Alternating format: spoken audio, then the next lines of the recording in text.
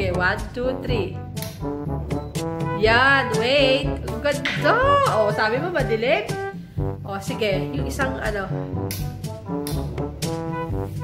Wow! Mas maliwanag pa nga yan eh.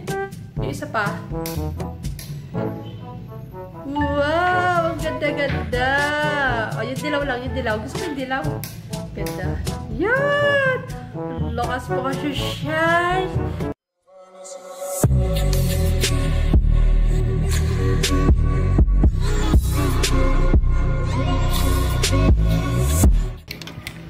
Ayan, mangustin.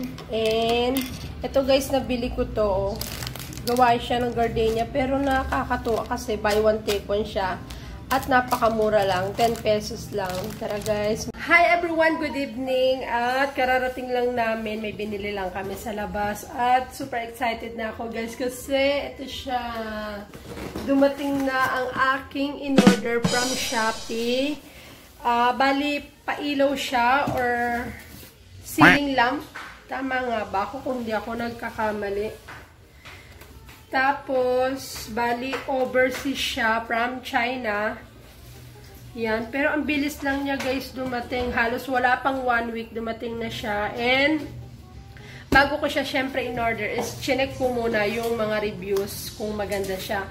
And alam niyo ba guys, nakita ko to sa SM is worth 3,500. Pero nakita ko siya sa Shopee, nagkakahalaga lang ng 1,500. Dahil sale siya. And check natin kung maganda nga. Baka mamaya sa picture lang. So, yan na guys. Bubuksan na natin siya. And super excited ako na medyo kinakabahan kasi syempre galing siya sa China. Baka mamaya may damage, may sira. Ang hirap mag-return ng product. Pero, thanks God, hindi pa naman ako nakaka-experience ng ganun sa Shopee. And sana is okay siya. Dahil ang laki talaga ng na-save ko or na-discount ko. Almost 2,000 talaga. Kasi talaga guys, nakita ko to sa my Ace Hardware sa SM. Nakakahalaga siya ng 3,500. And nung nakita ko siya sa Shopee, sobrang excited talaga ako na orderin siya. And mas nakakatuwa lang dahil wala pang 1 week. Ayan, dumating na siya kanina daw. Yan, open na natin siya and ayan, gunting-gunting lang natin. Sana okay siya, no? Pero, bago talaga ako umorder sa Shopee, chine-check ko muna yung mga reviews tsaka yung rating. Magaganda naman yung review ng mga umorder doon and dito rin for Philippines din. Plus, tawag nito, okay din naman daw. Tapos sabi nila, order pa rin sila. Okay, ito na. Ito na siya, guys. And, ito siya. Sana walang damage. Ayan, o. Ayan. Napaka-ano lang pala niya. And so far, so good naman, guys. Ayan, o. Ayan siya, o. Ang ganda. Ayan na, guys. Balik tatlong ganito yan. Ayan, isa.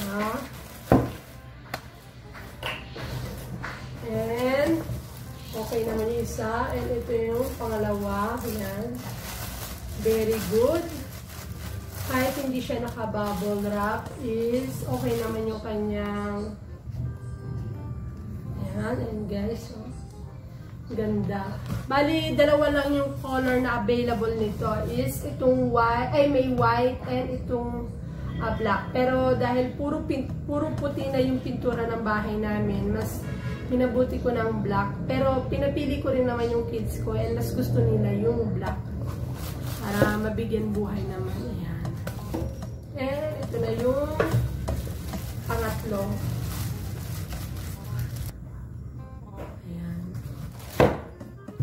And ito yung kanyang mga, ayan. Ewan ko, ayan. Ito yung mga kasama, mga screw, tocks, ayan. Tapos ito siguro yung kakabit doon, ayan. Ayan siya. Plus, ito yung kanyang mga, wire, yung pagkakabitan ng mga bumbilya. Ayan. And ito pa. Ayan. Plus, ito, ang pinaka kakapitan niya. Ayan. Ito yung pinaka-kakapitan niya. And yun lang guys, ang laman ng box. No more na. Ayan. Bali, diyan ko siya ipalalagay. And itong tubo, sabi ko sa asawa ko, is tanggalin na yan.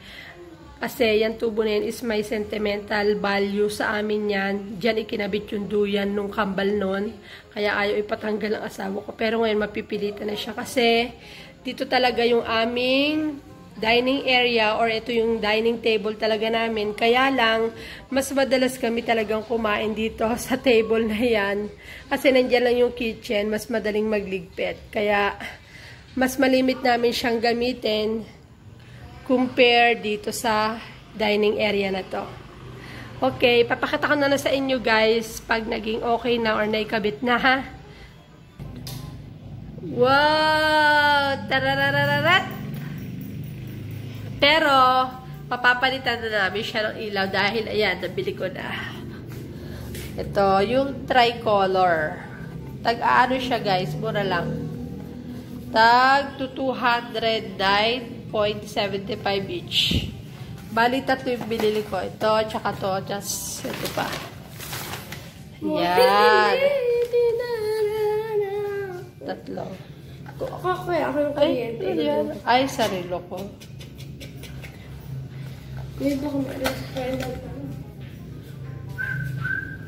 Yan. LED na rin siya, guys. Ayan. Firefly. LED. Ayan.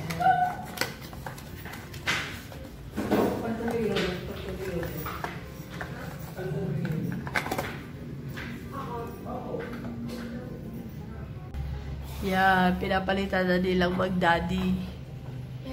Very good, children. Yan. Okay na? Sige. Oops.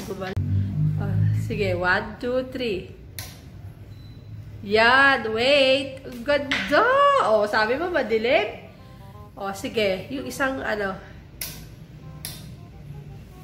Wow. Oh, mas maliwanag pa nga yan eh. Yung isa pa. Wow! Ang ganda-ganda! O, yung dilaw lang, yung dilaw. Gusto ko yung dilaw. Ganda. Yan! Lakas mo ka, Shushal! Shushal! Yan na, guys. Alam nyo ba guys, magkano to sa SM? Tumingin ulit kami niya kanina. 3.5 talaga siya. Mas maganda-ganda pa itong klase na ito compared to sa 3.5. Samantalang nabili ko siya sa Shopee is 1.5 lang. Oh, ano masasabi mo? Very good. Ganda. Ito na, nagayat ko na ang ampalaya. Super fresh pa yan. Kapipitas lang. And ito ang super daming kamatis and onion. Ayan. And meron din akong ilalagay na 3 large egg ang ilalagay ko sa ampalaya na to. And guys, yung iba kinakatasan nila sa asin, pero ako guys hindi.